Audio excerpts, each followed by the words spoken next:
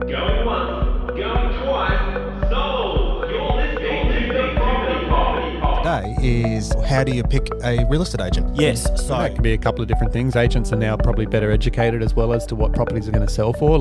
talking about it over coffee when we used to just catch up for coffee and not record it. You talk about it in a way that's accessible and easy to listen. If you've been in your career for a short while, how do you take yourself to the next level? Yeah. It was Start really a podcast. Yeah, Clearly. exactly right. Yeah, epic voice. This week on the Property Pod.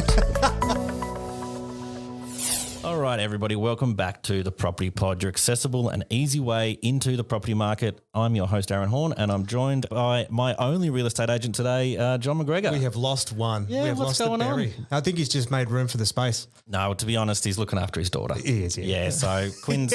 He's got high priorities. Yes, Family Trumps podcast today. Yeah. But he did send his apologies, and it actually turns out pretty well because we have a full deck in here anyway. There wouldn't be room. We'd have to argue over who'd be on the mics. Yeah. I know, as I said, I seem to have been making a lot of promises of people that I'd reach out to, but I'm very excited for today. You've caught one of your big fish. Yes, big Yeah. fish. Two big fishes. Yes. Two big fishes. You've done very well. So today we're joined on the pod by the Mayor of Glenorchy, Christy Johnston, and Erin McGoldrick, the Manager of City Strategy and Economic Development. Yeah, because I think it's when I was looking through these reports, it's ridiculous the amount of work that's gone into it. But I think what I'm really excited by our leadership in the council at the moment is they're legitimately taking and doing work that's going to last long past their tenure. Yes. So like looking 30, 40 years out from now and, you know, what that's going to look like for the greater plan of the whole municipality of Glenorchy. So this is the Greater Glenorchy plan that you're talking about. Yeah, that's it. So it's available to everyone now, but I thought it'd be really exciting to get them in to actually talk about that from their perspective also too then and how people can still get involved. Yeah, cool. Excellent. What we might do is we'll cut away, we'll come back with our wonderful guests and we will be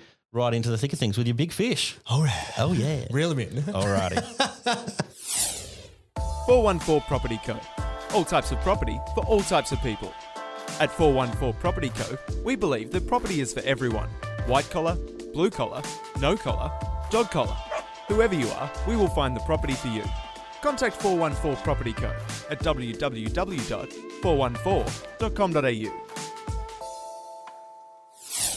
All right, guys, we're back at the desk. We've got our big fish here. We've reached out our lure and we've caught the mayor and her. I got it right the first time I was reading it. That's how I got it right. Her officer. Her officer, Manager of City Strategy and Economic Development, Erin right. McGoldrick, and Mayor of Glenorchy, Christy Johnston. Welcome to the Property Pod. Hello. It's lovely to be here. Thank you so much for coming in. It's really lovely to have some guests on here that we've been promised for so long. And you guys probably wouldn't know, but John has been saying, I can get Christy. You only had to ask once. I know. Asked once, away. sent you an email link, and here we are. That's it. Funnily enough, we've crossed paths walking our dogs down near Glenorchy Primary one time, and I was like, what if John has asked? I might just ask myself should have and done. see if... And then if trumped him. Yeah, it's been like, John, I've caught your big fish. We just wanted to thank you first for coming in and discussing this Greater Glenorchy plan. I looked over it last night. I didn't think it would be as interesting a read as it was when it said 80 pages or something like that. I was like, oh no, this is going to be a slog. Yeah. There's lots of pictures. There's heaps of pictures, but there's heaps of really cool stuff in there. It's funny. My family home was in Claremont. I then lived in Moona later in life, and then now I've bought in Glenorchy. So I've ticked off all the municipalities. I've kind of collected all of Glenorchy. You have. Well done. I know it's saying we're Glenorchy, and then we moved Chigwell. Then my first house was in Claremont. Now I'm back in Moona. So it's sort of we're doing a full loop here. So we're all northern suburbs. What did I say? Born and bred. Born and True bred. True. Absolutely. Well, no, Glenorchy people. I know one of the things that you really took out of it, John, I think you've actually been in an article in the Mercury or something about this, the flannelette curtain. Oh, yeah. Well, that was always, I suppose, a running joke for us for a lot of times, isn't it? But that was, that's a theme that even in the people you've interviewed, they've brought that up themselves. It's obviously a colloquial term that all of us know, but anyone who's within the flannelette curtain now just like doesn't really perceive it that way. It's more so it's shifted almost from a sense of where they would be shamed about the place they grew up with to actually now it's actually a real sense of strength. Absolutely, and that's what the Greater Glenorchy Plan is all about. We want to build a future for our community that looks like our community and feels like home to the people who live here. So the very first part of what we did was talk to our community about who are they, what are their values, what do we want to see in our community moving forward into 2040. And when I grew up, as I'm sure you guys did, the flannelette curtain was a real thing. The latte line, north of Creek Road, that was a really definite thing, and things have changed significantly. And we really, in some ways we embrace the flannelette curtain, but also we've moved beyond it. And so when we had that conversation, it was about what does the future hold for our community, and it's really bright. There's lots of opportunities, and how do we make sure we take everyone along on the journey with us? Because that theme isn't just Glenorchy City itself, but that was oriented towards the three most dense populations, so Moona, Glenorchy and Claremont, and then consulted with people about what they saw those communities to be. Is that correct? That's correct. So, the municipality is really quite broad. It's a broad church. People, we're an incredibly diverse community. So we have a great multicultural community here.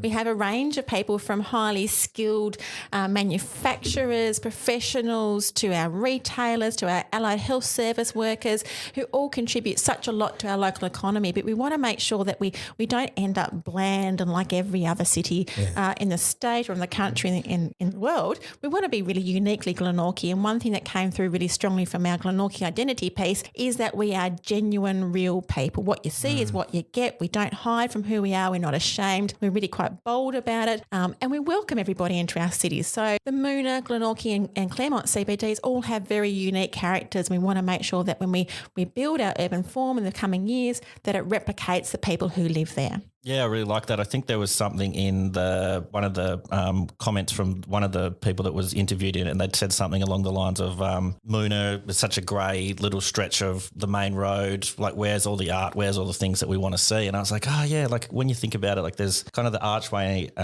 in the middle, but I feel like growing up it used to have a bit more vibrance, and then now it's kind of like, how can we get that back, and how can we create something in the future that is kind of uniquely, like what was the Moona right up your street? Does that still exist? Oh. Was that the catch cry? Do you remember that at all? I remember that, yes. Yeah, that's true. Yeah, well, good remembering. It was right up your street. Yeah. That's right. Well, that was at that time too, where Harris Scarf would have had Fitzy's City Cafe and stuff like that too. And I remember that was one of the most exciting things. Go get a frog in the pond. Yeah, I used to love that. But that's about all I remember, that there was on offerings for Moona at the time. But there was another one, one of the characters, people that interviewed said that was at times have seen when there was just nothing there too. Absolutely. Yeah. We went through a period not so long ago where we had empty shops all down Main Road, and that was really quite concerning. But we see it changing significantly. So Moona is very multicultural, which is fantastic. And what comes with that is great business opportunities for our local retailers in particular.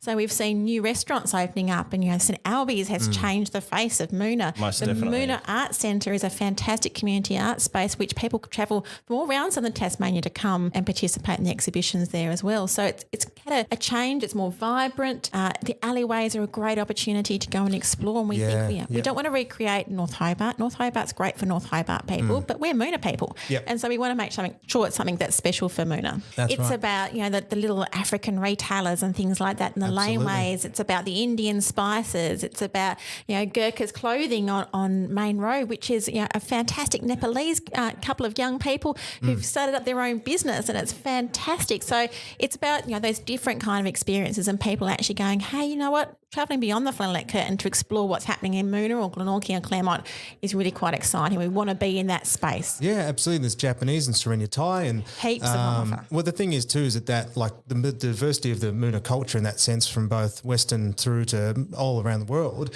there's so many that people just don't see. And that's what I love about this idea of perceptions, is that people have got all these old stories, and I'm filled with them as well, but they're gone. They'll have these elements that even when in our industry they'll say, people say I shouldn't buy into this. It's like, well, with respect, they have no idea what the heck they're talking about, because whoever told you that has not been and experienced it within the last several years. They're hanging on to stories of 20 years ago.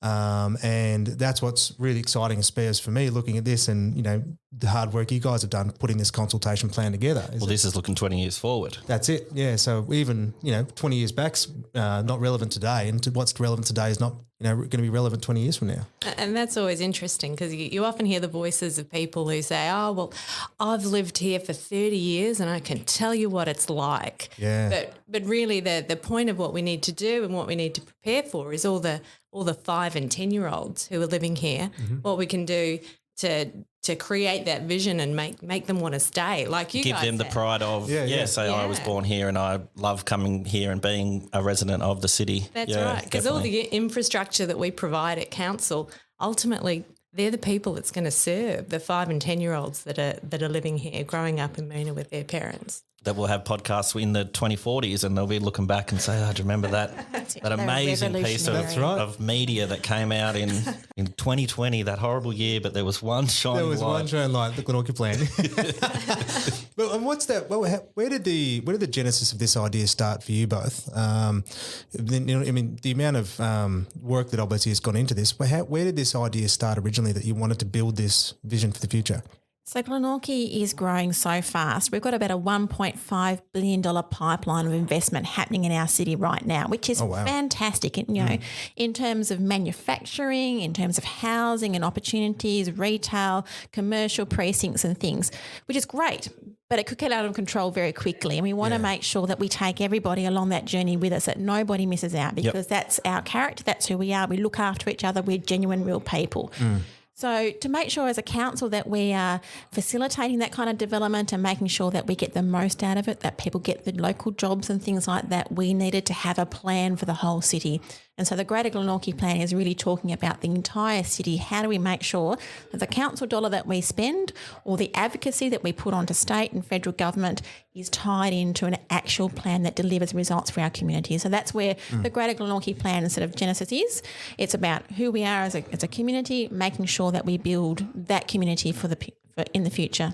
I love that too because, from the outsiders, you could say politicians might be very, very self-serving, and even the local people that, working within council would be very self-serving. But the idea that you are working towards this thing, like I said at the start, is that you're basically building a plan that you'll fundamentally know you won't be a part of a few decades from now. I don't intend on moving anywhere, but I won't be the one in the seat of power, as a mayor in 10 or 15 years' time. So it's about providing a legacy for our future generations to make sure that, the things and the decisions that we make now are good strategic decisions. I love that. Well, because, from your seat, Erin, then as one of the drivers of this, what's this experience been like for you and how? Well, the strategy part of my role is all about looking forward. So that bit I'm always asking, what are we doing in 10 years' time? What are we doing in 20 years' time? But the economic development part and the strategy part really come together in this plan. Yeah.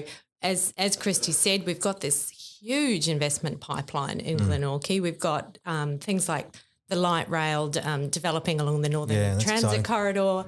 We have the Hobart City deal. We have changes to the planning scheme. So there's all of these things that are in flux and are changing. Yep.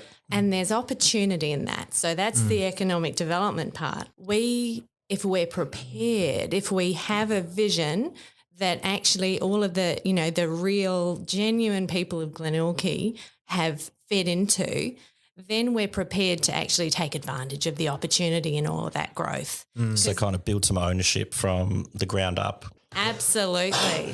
So, the Identity Project was really interesting. We are very real. We're no bull dust kind of people. So if my team at council created a Greater Glenorchy plan and did all this, desktop analysis and looking at the, the economic drivers, but it wasn't rooted in what Glenorchy people want. Yep. We'd be called out and there's no point. Yeah, definitely. It'd just be another big folder on the shelf that no one gives a crap about. And let's face it, state government and been federal so many governments are of those. full of strategies and documents that just sit on the shelf and create dust. Yeah, 100%. We don't want that for our plan. That's right. So it's about articulating how we can make the most of these opportunities that they are coming our way. If we're not prepared, if we don't have that shared vision, they could pass us by or could just sort of happen in weird places in the city. So by having the Greater Glenorchy plan there, it helps us to focus where we want these things to be and also to articulate who we are as a city, where the interesting bits are and how they're different, so people who want to come here, and we know know people want to move to Tassie. We know people want to move to Hobart. Why? What is it that they're looking for, and is it in Glenorchy? And so the Greater Glenorchy Plan also helps send out that message, whether you're, a young family who's wondering where they want to live, and maybe that's Moona because there's lots of other young families there, or whether you're an investor wanting to open a large format retail, or a new young business that wants to start a sort of boutique clothing shop, and maybe that Moona's the place for you. It articulates all of that and celebrates it. Absolutely. Well, even in Moona now, we'll go back to the first off you with a shake a leg coffee. That was sort of a first one where it was a non-branded. We do nothing but. And then from that, then you've got other little cafes that will do the same. So straight up around now, we'll do focused on gluten-free and vegan elements to it, So what I think is sort of it's naturally evolving, and these businesses that are surviving have its own unique selling point, you'd say, but they're exceptional at it. Yes. And even in Moona, I've just watched those transition of different shops come and go. And there was one that, you got different seamstresses, etc. But there was one that did focus on, I forget her name, but she actually did really well until she closed up, which was focused on sort of rockabilly clothing. Yes, Billy. That was really cool. So I think that when I was reading through it as well, that really struck a chord with me in that bring your identity to the city because it's going to be nurtured. And that sort of seems to be something that now, across our municipality, people are so excited by, and that seemed to be a reflection when you had a couple of our new Tasmanians where they actually feel very welcomed in this part of the not part of it. They're going to be in their little hub and their little culture. It's like no, they're actually welcomed by everyone because everyone wants to see that. And it seems that with part of this plan is that's obviously where you guys are hoping to encourage. Absolutely. It's a city where you can have a go. So if you've got a business idea, you've got a speciality, then have a go, have a crack at it, and you'll find that people come out to support you. So you're quite right, John, that in Moona we've got those little specialist pop-up shops that people have really got behind and supported, and that's been fantastic. And even during the coronavirus, in terms of our response to it, our Activity City businesses are amazing. They support one another, we promote them, and there's this really sense of community. Now, there was something that came up as a theme was the differences, but the way that the locals in each city could see them evolving, and that's why each plan for the Claremont, Glenorchy and Moona are all different, and they've all got different visions. What was the story there? Because I think was it Claremont was very oriented around family, and what was the differences you found in that research? Yeah, so that they are very different characteristics. Claremont is all about that family. It's the history of Claremont around a garden town. Cadbury's has been a really massive influence on there. There's some really important historical properties there with the Claremont House, and obviously with the old Claremont Primary School and the army camp there. But it's all about families, and there's a fantastic little shopping precinct there that gives you everything you need in one spot. We didn't want to mess around with the character of that too much. We wanted to really embrace that, but provide better public amenities. So great open spaces is what it's all about. It's about supporting those retailers that are there, making sure that the housing form that's built around there matches the demand. So we have a lot of older people living in Claremont. They're living in 3-4 bedroom houses at the moment. They perhaps want to downsize into something a bit easier to manage. They're looking for a bit of an apartment style or a unit style housing. But then we have young families moving into the area too who want to start out in the property market, and they want those 3-4 bedroom houses. So being able to match that kind of family community feel, because it's a really fantastic space. Then we move into Glenorchy, and then Glenorchy is really about making sure that we are very clear this is our primary CBD. So this is the opportunity for big retail. Erin, you're talking about those big box retailers and things like that. It's a great place for people to be investing in.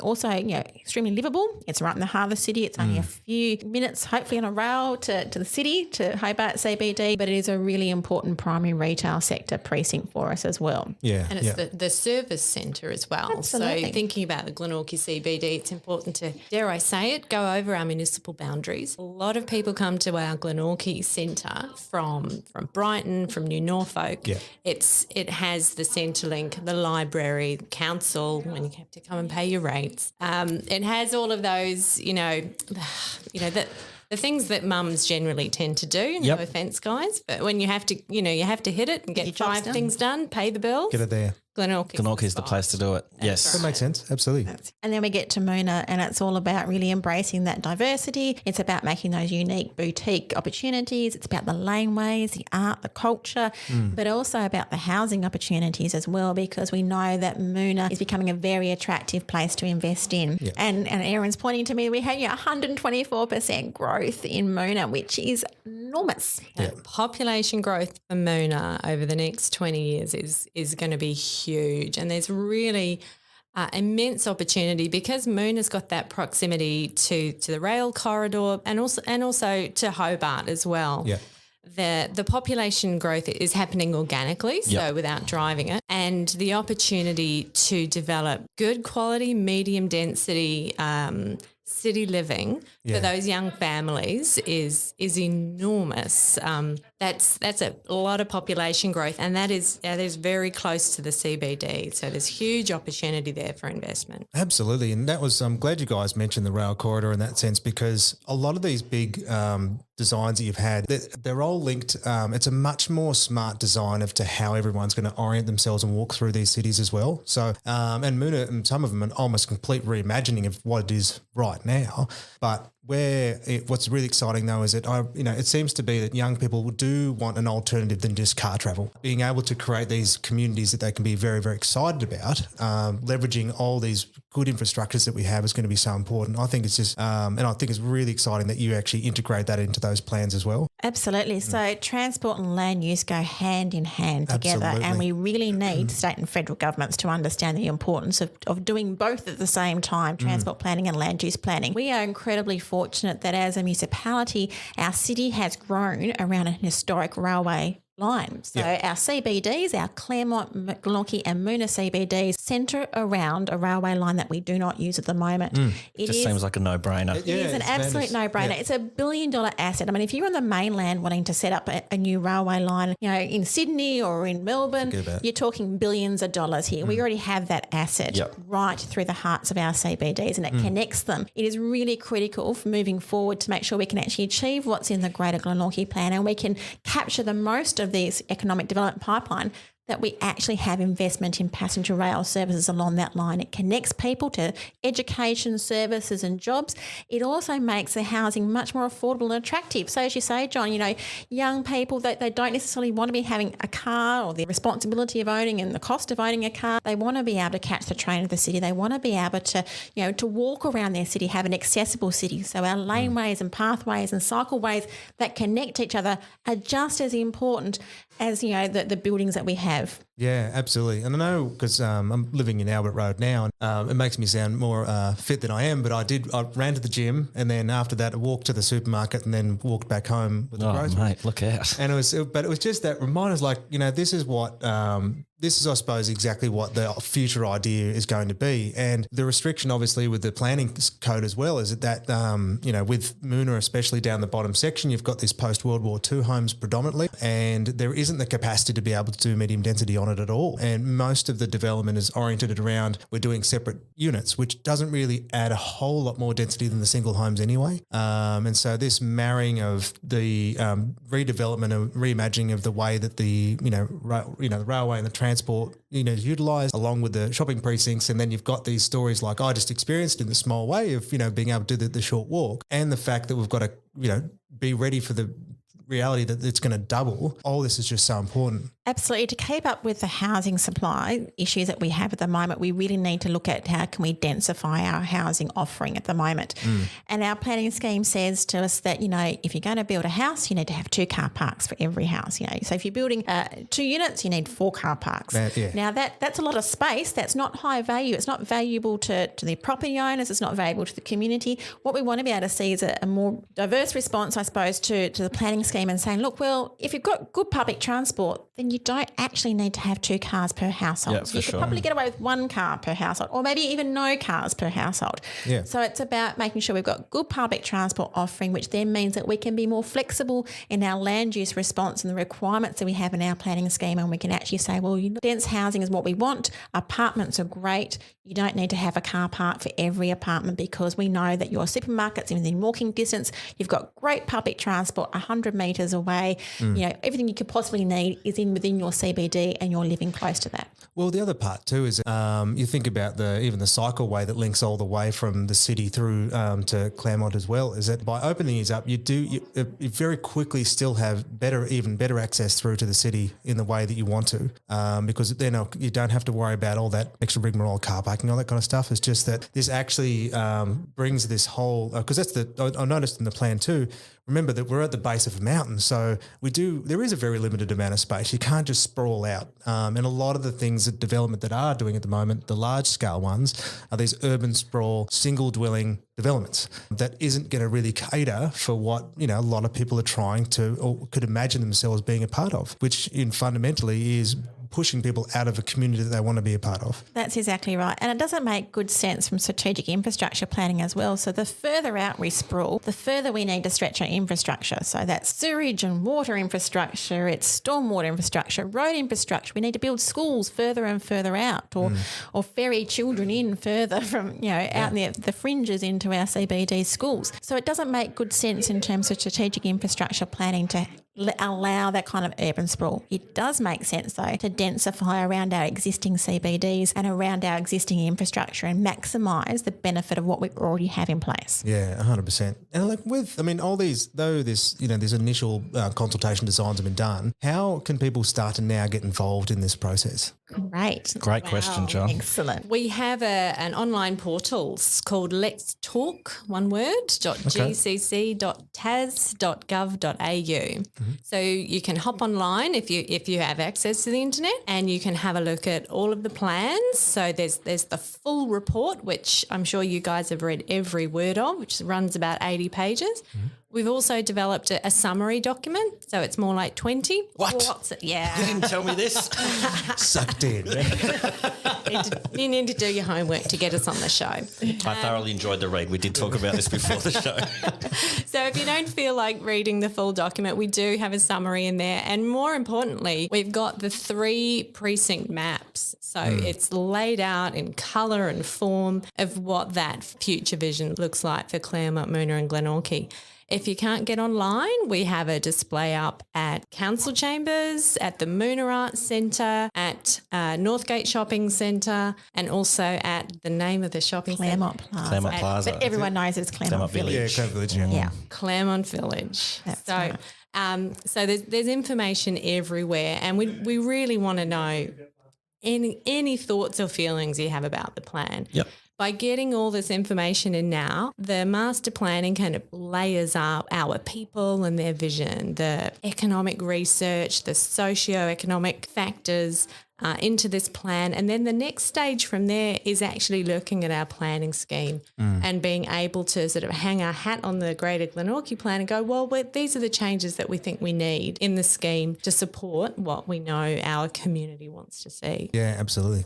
And in terms of, we're really keen to get the feedback on the Greater Glenorchy plan, but as a council, we really are open for business, and Erin's other role in economic development is all about having the conversations now and talking to local businesses about how can you invest.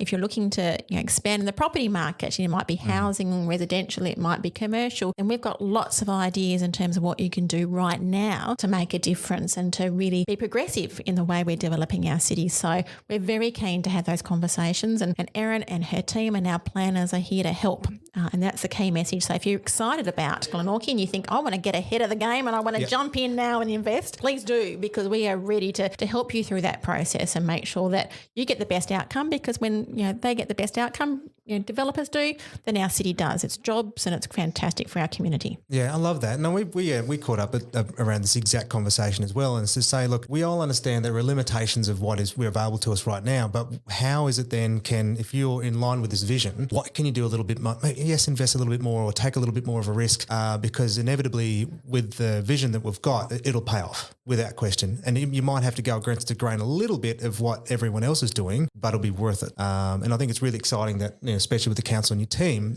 it's like there's no no's at the moment. It's just like, how can we make this happen? Yeah, exactly. You know, we don't like to say no at council. We like to say, let's see how we can make what you want happen. Yeah. And there are different pathways to do that. And sometimes it's not the traditional pathway. Sometimes you need to branch out a bit and find a different way of doing things. But we're all about trying to find those solutions. Yeah, absolutely. I'm your spirit guide, guys. I like that. Yeah. Great guide. I like Erin, your spirit guide. Because I love it. That's perfect.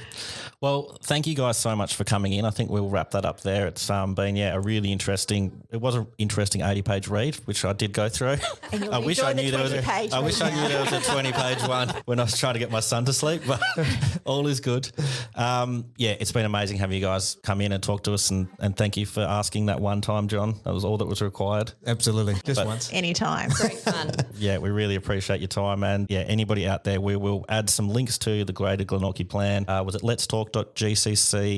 .tas.gov.au. All the dots. I'll add that into the show notes, and we'll go from there. Yeah, and I know this is around real estate and property pod focus, but I think for those of our listeners that are really looking at what are some great areas to invest in, I think you've just heard it this morning. Oh, definitely. You cannot go wrong with the Glenorchy municipality. That's it. That's exactly right. Put that on a T-shirt. Exactly. It's happening. We need to perhaps work on the wording for that. But yeah. Awesome. Awesome. Thanks so much for coming in, guys. Thanks for having us. Not a problem. All right. That was excellent. Yeah, mate. I've been really blessed actually to have met those 2 years ago. Yep. And it's been really nice to carry that relationship. And actually, in some ways, you could call them friends, which is really nice. It's crazy when you can call the mayor of Glenorchy your friend. Yeah, exactly. And I've watched Christy even before she was in that role. Yep. But the culture that's within the council now is just, from what I can see, and obviously you can see the direction that they want, is just phenomenal because they have nothing but the biggest picture and nothing but the best for the community. Like it's outside of themselves, which is really interesting. I guess we talked at the start how, we're born and bred Glenorchy, and we wore it as a badge of honour for our city. Yeah, So, yeah. and even the people in the other suburbs that are listening, we hope you've got as much pride in your area as we do. Yeah, absolutely. Yeah. So, it was awesome having them on. We will put a link in the show notes and such, and we might pop it on our socials as well, just for anyone out there that Erin mentioned, the letstalk.gcc.tas.gov.au. That's a mouthful. Yeah, and I think also too, like the consultation process ends at the 30th of November. However, and there's a lot of information to go through, but it's worth actually taking the time to look at it. Yeah, that ends on the 30th. Anyone out there that wants to reach out to them, that'd be really good. And if you want to be involved in the community moving forward to 2040 and beyond. Yeah, and I think I know both of them are going to be, I know they both come back, and it'd be fun to have them back as the months progress, as the plan progresses as well. Well, what did we learn, John, about how do we get them on the show? Send an email. Yeah, you just ask. Send a text. Yeah, just ask. Yeah, that was... We caught you big fish. It doesn't matter. Big fish caught. We got there. Awesome. Well, I know that's the point. I finally put the line in the water. Yeah, I've just been sitting on the boat all this time. Yeah, there you go. There's something to be learned. There's a Macism right there. Yeah. All right. We'll be back on the mics next week with Pat. We'll probably just be the three of us in the studio. So they're always fun to do. Always a bit of Absolutely. a giggle with those ones. Yep. Like, share, subscribe. We never ask to do that. And I was listening to one the other day. I was like, maybe we should. Yeah. But it's, everyone else seems to do it. Yeah. So. Just pass it along. We don't really know what it does, but I'm sure it would help. And everyone, just like I did, don't think about it. Just do it. Just like, share, subscribe. Just put your Yeah. lure in the line. That's it. All right. Cheers. See you. See you again. You have been listening to The Property Pod, produced and edited by 414 Media House in conjunction with 414 Real Estate and McGregor First National Propriety Limited. This podcast is general information only, and the thoughts and views expressed is the opinion of our panel, and listeners should always seek and use their own investigation into any topic we discuss to ensure they fully understand their own situation. It does not constitute, should not be relied on as purchasing, selling, financial or investment advice or recommendations, express or implied, and it should not be used as an invitation to take up any agent or investment services. No investment decision or activity should be undertaken on the basis of this information.